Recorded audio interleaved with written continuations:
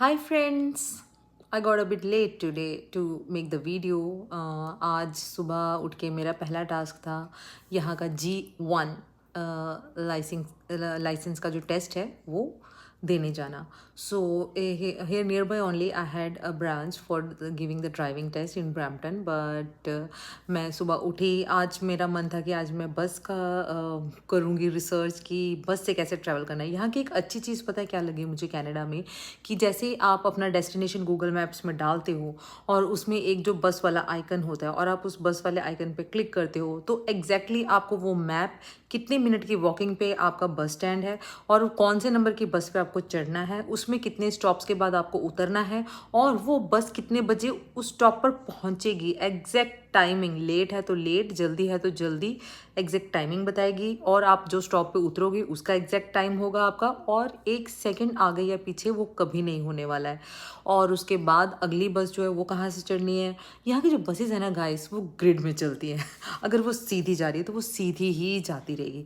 अगर आपको उसमें से राइट या लेफ्ट टर्न में कहीं जाना है तो आपको उस पॉइंट पे उतर के वहाँ से दूसरी साइड की पकड़नी है. ऐसा है. तो जो भी है, सुबह मुझे मैं कभी इधर भागी, फिर मैं उधर भागी, फिर फाइनली मैंने अपना बस स्टैंड ढूंढ लिया. फिर उस बस स्टैंड से मैं जब बस में चढ़ने वाली थी तो मुझे किसी ने गाइड किया, an Indian guy again, a Punjabi, कि आप मिसिसॉगा जाओ. Mississauga is nearby city only but less crowded as compare to Brampton. So Brampton के जो ड्राइविंग टेस्ट वाला सेंटर है वहाँ पे बहुत ज़्यादा पॉपुलेशन होगी, आपका टाइम बहुत लेट हो जाएगा करके. ऐसे एज़ पर हिज गाइडेंस मेरा ट्रैवल टाइम ऑलमोस्ट सेम था मिसिसॉगा और यहाँ का, तो मैं सीधा मिसिसॉगा चले गई. ओके. अब वहाँ पे भी जाके मैंने दोबारा गलत बस पकड़ ली, मुझे कहीं उसने आगे जाके उतारा, वहाँ से मैंने 2 किलोमीटर की वॉक करी. मतलब आज ये अच्छा खासा मेरा 3 से 4 किलोमीटर का वॉक तो हो गया. इंडिया में जो मैं हिलती नहीं थी वो आजकल इतना वॉक कर रही है, बट गुड फॉर मी. पता नहीं लगता ना, टायर्ड नहीं होते हम यहाँ पे कितना भी वॉक कर लें. सच में ये मुझे बहुत ही अच्छा लगा. ना पसीने आते हैं ना टायर्ड होते हैं. ऊपर से आज सुबह से ही एकदम रेनी वेदर था, तो मतलब pleasant, it was really pleasant. मैंने कुछ शॉर्ट्स भी लेके रखे थे रास्ते के, मैं दिखाऊंगी आगे आपको. फिर उसके बाद हाँ, फिर जब आप इंडिया से आ रहे हैं तो अगर आपके पास ऑलरेडी इंडिया का ड्राइविंग लाइसेंस है तो आप उसका एग्जैक्ट डीएल एक्सट्रैक्ट बनवा के लेके आइएगा. जब आप ऑनलाइन अप्लाई करते हैं तो मुझे पता नहीं, मैंने तो खैर डायरेक्ट वहीं से जाके करवाया था अपने ऑफिस से, जो मेरा वहाँ का ऑफिस है दिल्ली में. तो जो है उस डीएल एक्सट्रैक्ट के ऊपर एग्जैक्ट आपकी स्टैम्प और साइन होने चाहिए अथॉरिटी के, नहीं तो ये लोग एक्सेप्ट नहीं करेंगे. तो प्रॉपर अपना डीएल एक्सट्रैक्ट बनवा कर लाइएगा. तो उससे आपको क्या मिलेगा, देखिए आइडियली यहाँ पे जब G1 लेते हैं, G1 means our Indian learners licence, L वाला, ठीक है.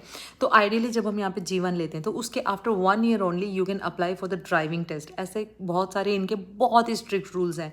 और उसमें भी G1 के बाद G2 आएगा, फिर उसके बाद ही जी इज द सबसे बड़ा वाला licence. And these all are for 4 wheelers, not the 2 wheelers. I am not speaking about the 2 wheelers. Okay.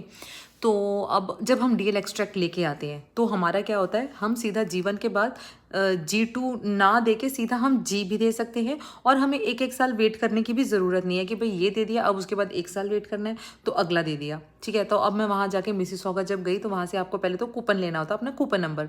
जैसे हम आजकल हमारे बैंक्स में भी हर जगह पे भी ऐसे कूपन सिस्टम स्टार्ट हो गया, लाइक दैट ओनली. यहाँ पे भी वैसे ही था और भीड़ बहुत कम थी, जैसे कि सबने बताया था, बिल्कुल सही बताया था. तो वहाँ पे एक तो C कूपन्स थे और B कूपन्स थे.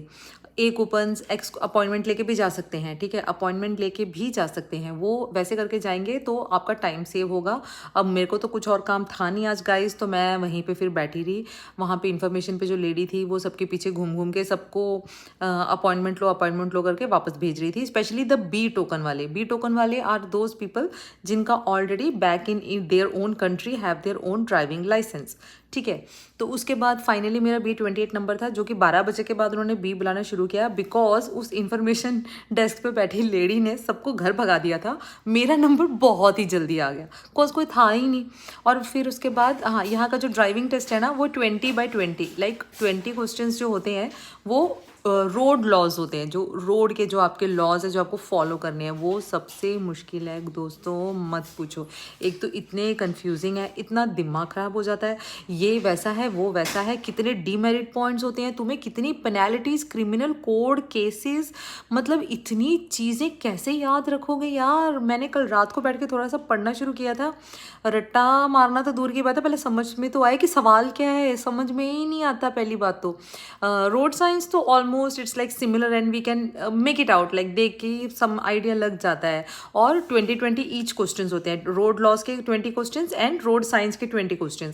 तो उसमें आपको in each part, like road loss में भी आपको 16 सही करने ज़रूरी है, और दूसरे रोड साइंस में भी आपको टोटल 16 सही करने ज़रूरी है। 4 गलत हो भी गए देन स्टिल यू आर पास। तो रोड साइंस में तो well I got full marks, but हाँ रोड लॉज में अगेन जो मुझे सबसे डर लग रहा था, जो मैं बार बार पढ़ रही थी और उससे मिलते जुलते क्वेश्चन आने के बावजूद मैं 3 गलत करके आई हूँ, बिकॉज सच में बहुत कंफ्यूजिंग है, बहुत दिमाग ख़राब होता है गाइस सच में। तो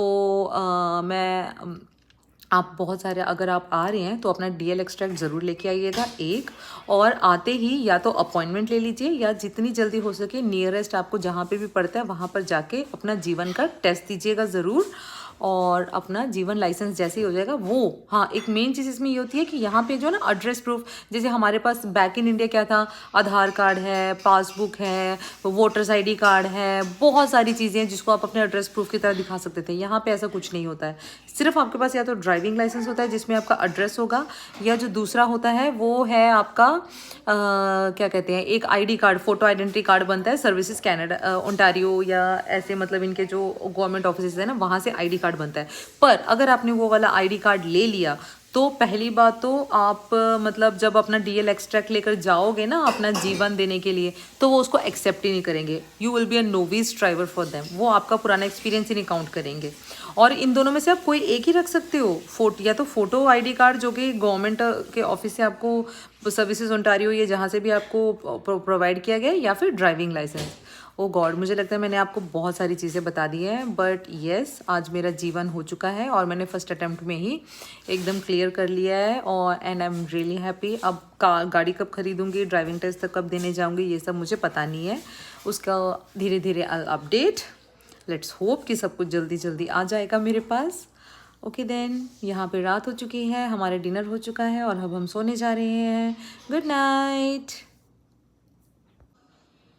एक चीज़ और बताना भूल गई थी गाइस कि आई had to pay a payment of 105, that is a one time payment, and that is both for the जीवन एंड द ड्राइविंग टेस्ट। जो अभी हम जो written examination, sorry on written examination नहीं था, कंप्यूटर बेस्ड एग्जामिनेशन था, उसका fees plus जो बाद में हमारा रोड टेस्ट होगा G2 और G whatever, तो उसका भी मिला के रोड टेस्ट का $105 यू हैव टू पे अप फ्रंट। ये चीज़ मैं बताना भूल गई थी। सो बाय।